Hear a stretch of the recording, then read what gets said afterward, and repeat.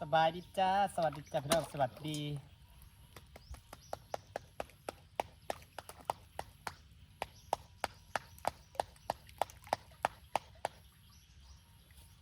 เกือไปหาขุดปวกมาเกือปลาพี่น้องเลยแต่กะ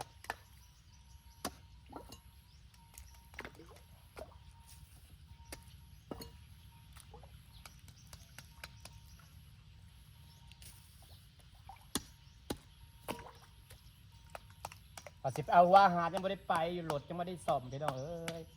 ปาสิส่วนอ้ายเอาใหายกันถาอะไรฮะก็มาฮอดฝั่งไทยมือนี่ได้รอดนอยู่เนี่ยฮอดฝั่งฮอดฝั่งไทยมือนี่แหละกาก็ปวกตั้งมากอยู่เลย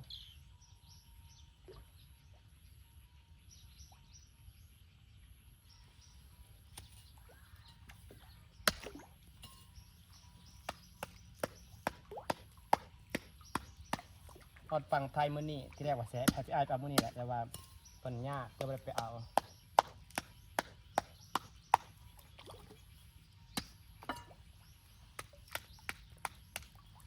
เสียไอพาร์ตอะไรก็เกลียดใจคนนี้นะ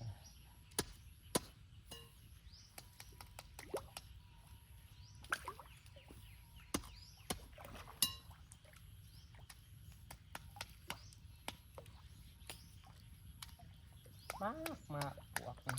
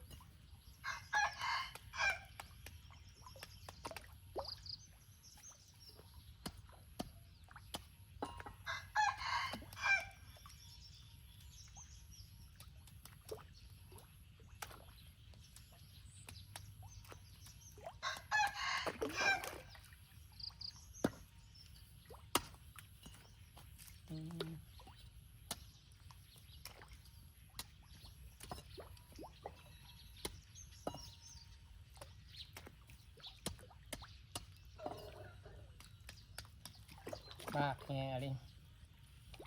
ดูหัวที่สองกันสิมากพี่น้องจ๋าคนยังไงย่านเสียงฟันปวกเลยบอกกล้าเข้ามากินปลากันที่จริงน่ะลายเองนะ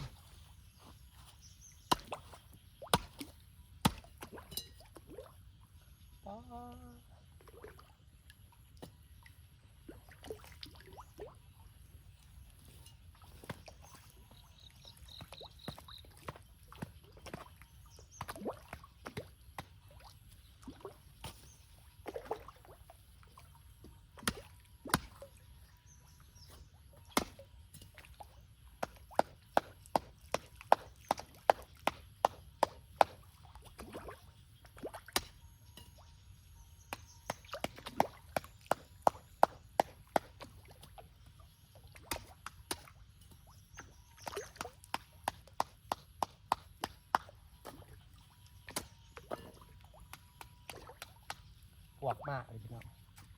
ปวกยามฝนมันคือยามแรงยามแรงครับเราอยากมากก็ได้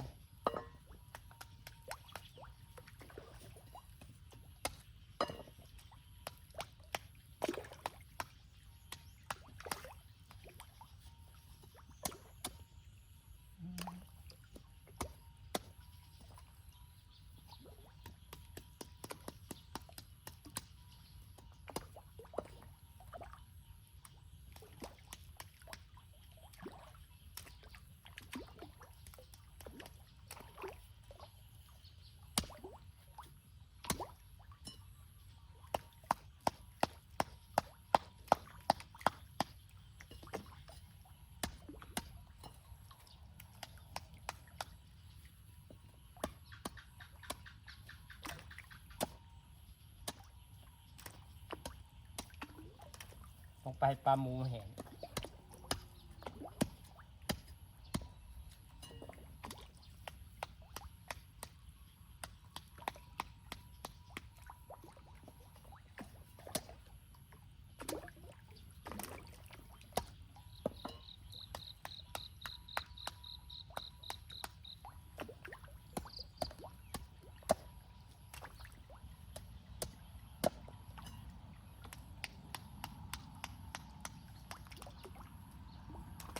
ขี่ไม้ไปบุปั๊มหมูแหนพี่น้อง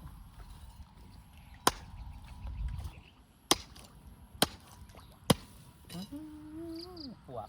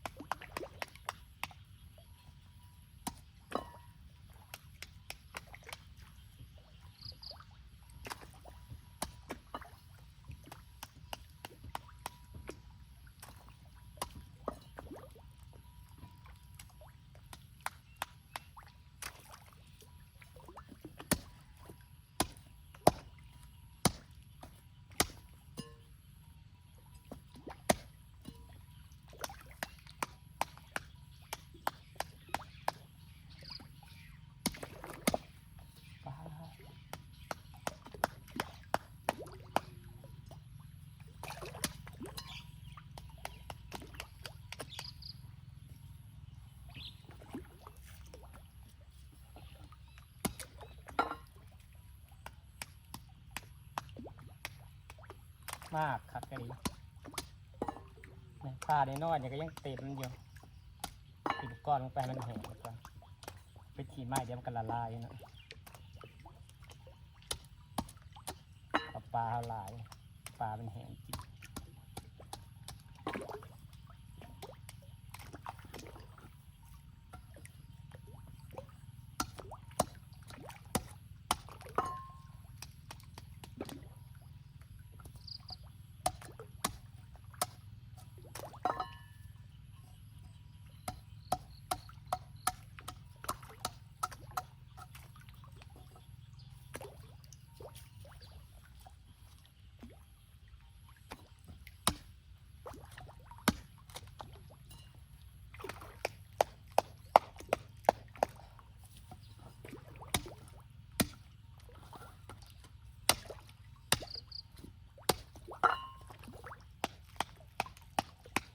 มากขักกันดิพี่น้อง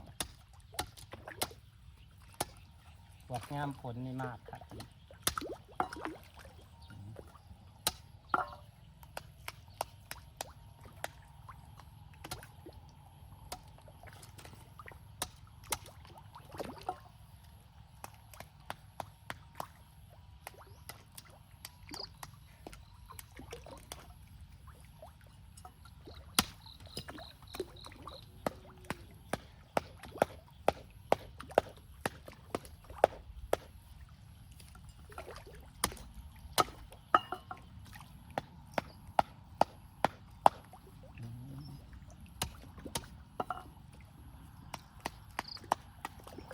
มาก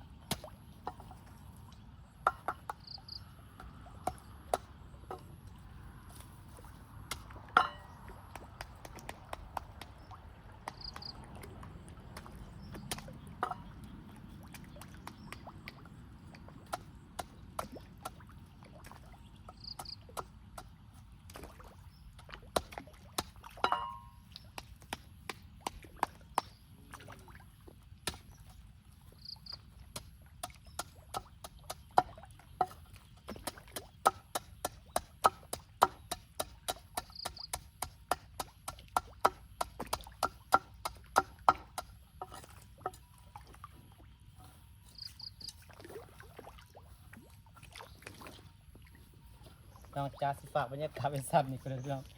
จักกะทิเลยจักกะทิ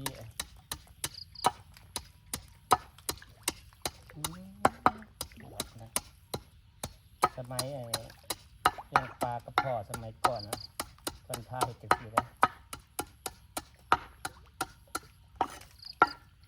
หวานขี่มันปลาตัวจริง มากเลย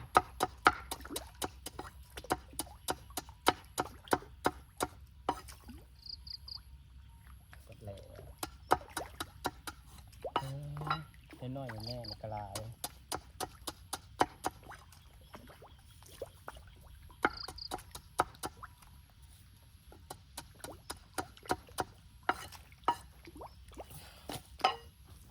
บรรยากาศไว้ซ้ำนี่แหละพี่น้อง